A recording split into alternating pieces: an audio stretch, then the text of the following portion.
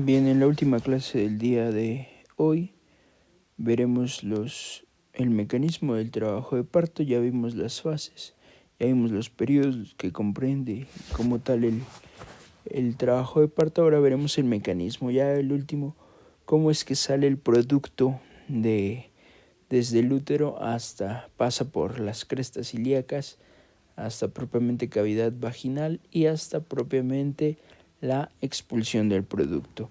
Bien, tenemos el primer paso, que es el encajamiento. Vamos a ver. Tenemos encajamiento. ¿Qué es el encajamiento? El diámetro dice que es el diámetro biparietal del feto está a nivel del estrecho superior. Si nos damos cuenta en la imagen, tenemos un estrecho biparietal. Tenemos aquí un estrecho. Vamos a cambiar de color para que sea un poquito más visible. Tenemos aquí un estrecho y tenemos aquí otro estrecho. Entonces el diámetro es propiamente ya el diámetro biparietal del feto está a nivel del estrecho superior, obviamente hablando de la pelvis propiamente de la mamá. La forma más frecuente es occipito ilíaca izquierda anterior, es decir, el occipital está hacia propiamente el hueso ilíaco izquierdo. La sutura sagital está usualmente a mitad del camino del diámetro pubo-sacro y la cabeza está sinclítica, es decir, propiamente está como flexionada y rotada. Eso quiere decir sinclítica, ¿sale? Entonces el encajamiento. Recuerden que en la maniobra de Leopold, en la cuarta maniobra de Leopold, ahí determinamos el encajamiento y pudiéramos determinar qué tan encajado está, si está muy encajado, si está libre o alto, ¿sale? Entonces eso es el encajamiento. El diámetro biparietal del feto está a nivel del estrecho superior de la pelvis de la mamá. Recuerden que para que estemos hablando de encajamiento quiere decir que ya estamos en los 8 o 10 centímetros de dilatación, ya casi tenemos una dilatación completa de la mamá y obviamente el producto ya está preparado o se está preparando, el útero lo se está preparando, la mamá se está preparando para la expulsión del mismo. Bien, la siguiente fase, el siguiente mecanismo después del encajamiento tenemos el asinclitismo. ¿Qué es el asinclitismo? Okay. Nos dice que el asinclitismo puede ser anterior o posterior. El anterior nos dice que la sutura sagital se dirige hacia el promontorio sacro y el posterior, la sutura sagital, se dirige hacia el pubis y el hueso que se palpa es el parietal posterior. ¿Qué quiere decir esto? Para que sea un poquito más entendible. Un asinclitismo, digámoslo así, no podemos decir un asinclitismo normal porque lo normal es eso, la palabra asinclitismo. El asinclitismo es que la sutura sagital, esta sutura que se está viendo aquí, vamos a ponerlo con verde para que sea un poquito más visible y más, aquí está. Esa sutura sagital, que es lo que se está viendo acá, como triangulito, eso es la sutura sagital. La sutura sagital se dirige hacia el promontorio sacro, es decir, aquí está el promontorio sacro. Este es el promontorio sacro. Por lo tanto, esta sutura sagital se dirige hacia el promontorio sacro. Si yo digo que tiene un asinclitismo, es decir, no está ni cargado hacia un lado o hacia el otro.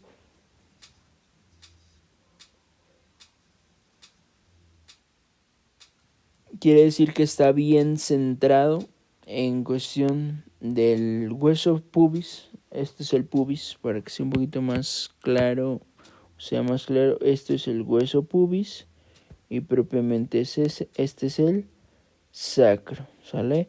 Entonces está a la mitad. La sutura sagital se encuentra a la mitad entre el pubis y el sacro. Ese es un asinclitismo. Podemos ahora sí decir que tenemos un asinclitismo anterior o un posterior. Un anterior es cuando la sutura sagital se dirige hacia el promontorio sacro, es decir, hacia la parte del sacro. Tenemos un anterior, ¿sale? Y posterior, la sutura sagital se dirige hacia el pubis y el hueso que se palpa es el parietal posterior. Por lo tanto, Aquí tenemos, sería un posterior, sería un anterior, ¿sale? Sobre todo hacia donde esté apuntando.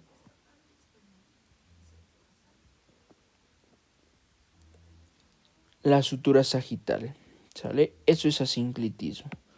Nuestro siguiente mecanismo del trabajo de parto es el descenso. ¿Qué es el descenso?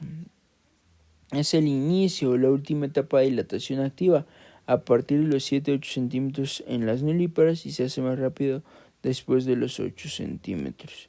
Existen contracciones uterinas que ejercen presión directa sobre el polo fetal que esté en el fondo. Presión del líquido amniótico y de la extensión y el estiramiento del feto. En las nulíparas empieza el encajamiento y luego el descenso. En las multíparas es al contrario o se ocurren los mismos o los sucesos en conjunto, estos dos sucesos en conjunto. Las contracciones pueden ser abdominales, incluso hasta desde el diafragma. Entonces, la parte del descenso propiamente es cuando ya tenemos una dilatación casi de 10 centímetros, empiezan esas contracciones uterinas que ejercen presión directa sobre el feto. Vamos a regresar un poco más. ¿Qué quiere decir? Las contracciones uterinas, aquí se está generando la contracción, por lo tanto, la contracción se está generando con presión o hacia el feto, digámoslo de esta manera.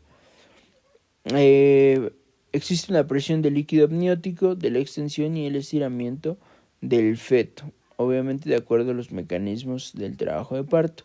Y eso es algo muy importante. Este descenso en las nulíparas, primero se da el encajamiento y luego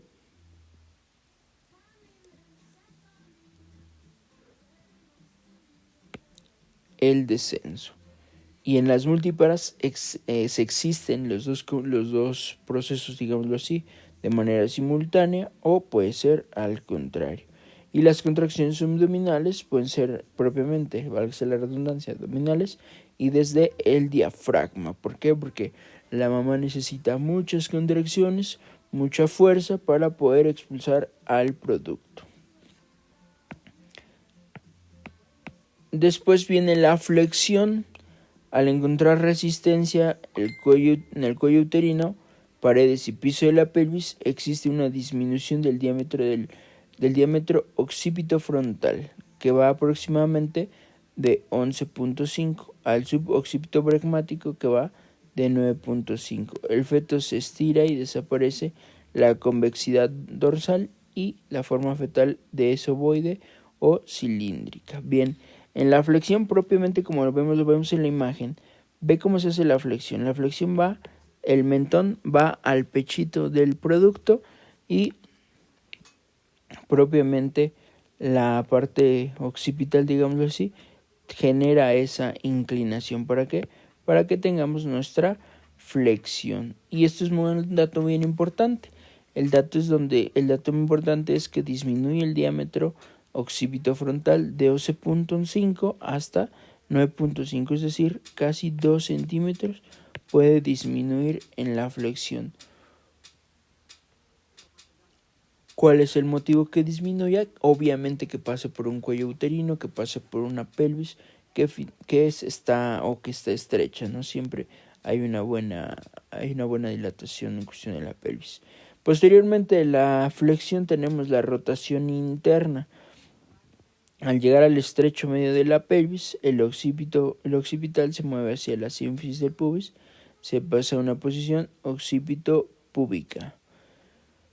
Puede ser occipito sacra. El proceso de rotación es progresivo y no está completado hasta que alcance el 50%, hasta que alcance el cuarto plano de Hodge. Ya veremos que plano de Hodge se divide de acuerdo al sacro. Entre más vaya bajando el producto, el plano de Hodge va siendo, digámoslo así, más primordial para saber qué tanto nos hace falta para que termine ya de salir ese producto. Entonces, en cuestión de la rotación interna, al llegar al estrecho medio de la pelvis, que es donde se genera esa rotación interna, el occipital se mueve hacia la sínfisis del pubis y pasa a una posición occipito-púbica, es decir, El occipital está viendo hacia el pubis. Y aquí tenemos, miren, el occipital y aquí tenemos el hueso pubis. Este es el hueso pubis. Entonces tenemos una posición occipito-púbica. Quiere decir que está teniendo contacto, bueno, no contacto, pero está viendo el occipital hacia propiamente el pubis, ¿vale? Después tenemos la extensión. La contracción uterina empuja hacia abajo y hacia afuera al producto. El suelo perineal empuja hacia arriba y afuera. La base del occipucio se pone en contacto con la sínfisis del pubis y la cabeza se dirige hacia adelante, hacia arriba y afuera buscando el orificio vulvar, sobre todo con la finalidad de que pueda salir este producto. La extensión debe ocurrir antes de que la cabeza alcance el orificio vulvar. Propiamente entonces la extensión es ya cuando el producto está saliendo.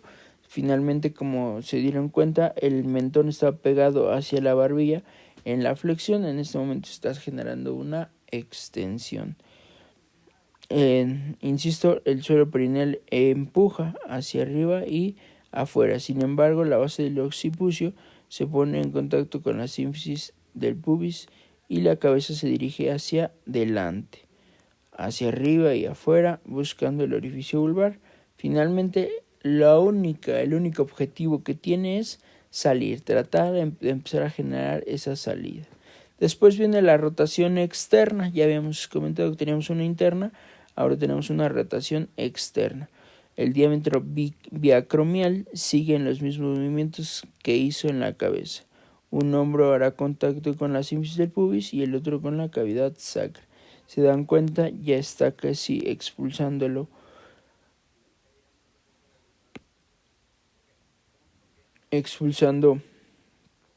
propiamente el producto. Entonces, aquí lo importante de la rotación externa es que el producto se acomode, digámoslo así, se genere un movimiento donde la cabeza sea, digámoslo así, factible para poder sostener. Esa es la rotación externa. Tenemos la expulsión. Ya propiamente la expulsión ya es el primer hombro anterior en contacto con el pubis y luego el posterior que distiende el períneo, lo que ya les había comentado anteriormente. Primero se libera hombro anterior, luego hombro posterior y se termina de sacar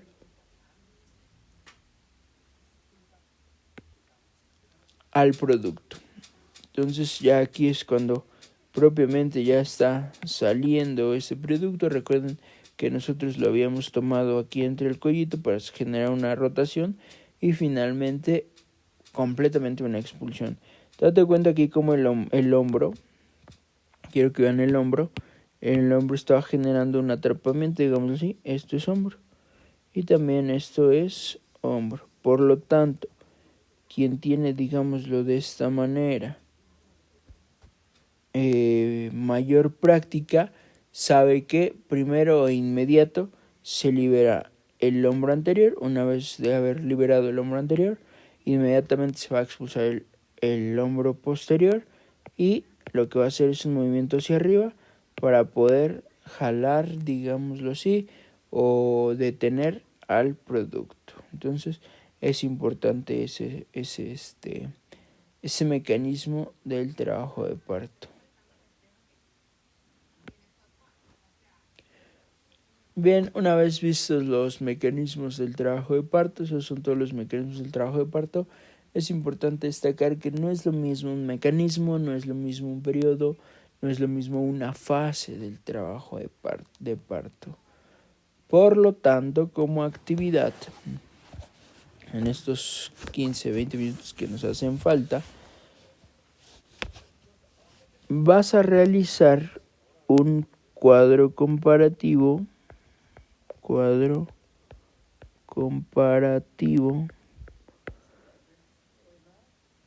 entre, obviamente, todo lo que hemos visto: periodo del trabajo de parto, fases del trabajo de parto y finalmente mecanismo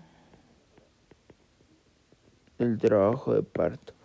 Un cuadro comparativo, algo donde especifiques qué es un periodo de trabajo de parto, qué es una fase de trabajo de parto y qué es un mecanismo de trabajo de parto. Obviamente debe ser digamos así, de manera ordenada para que podamos diferenciar cada uno de estos, qué es un periodo, qué es una fase y qué es un mecanismo del trabajo de parto. Insisto, no es lo mismo, ya vimos cuáles son las diferencias, ya vimos cuánto es la duración, cuánto dura cada periodo, cuánto dura cada fase, cuánto dura cada mecanismo, bueno, propiamente no cada mecanismo, pero sí ya el proceso de expulsión del producto. Y recuerden que después de la expulsión viene ese famoso alumbramiento. Recuerden que el alumbramiento es la expulsión de la placenta. Eso es alumbramiento. ¿Cuánto tiempo tenemos para el alumbramiento? Recuerden que tenemos 30 minutos. Entonces, de acuerdo a lo que ya habíamos visto, de acuerdo a las maniobras que se habían visto, pues bueno, ya nada más se generaría esta parte del alumbramiento, que es despegar, digámoslo de alguna manera, despegar la placenta propiamente de la cavidad uterina para que ésta pueda ser expulsada. Ya iremos viendo poco a poco patologías ya del embarazo. Veremos, por ejemplo, qué es un acretismo placentario, cuando la placenta se adhiere. Váyanse investigando, vayan leyendo algo acerca de acretismo placentario. Es decir, que la placenta, digámoslo así, se filtra más, se adhiere más, atraviesa más capas del útero, por lo tanto eso hace que se quede ahí pegada, que se quede adherida, digámoslo de alguna manera.